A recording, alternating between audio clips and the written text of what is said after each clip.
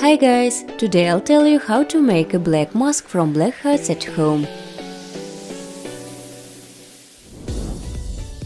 To prepare the mask you'll need a tablespoon of gelatin, 3 tablets of activated carbon and 2 tablespoons of milk.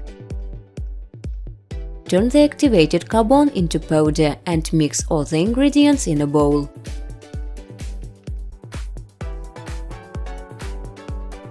Put the remedy in a water bath until complete dissolution of gelatin.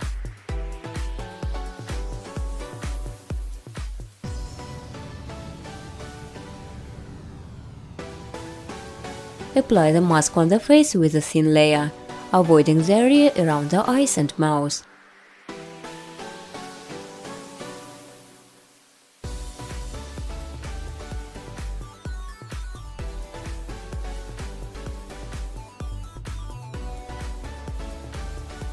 After 20 minutes, remove the mask with light movements from the bottom up. To maintain the effect of clear skin, the procedure should be carried out once a week.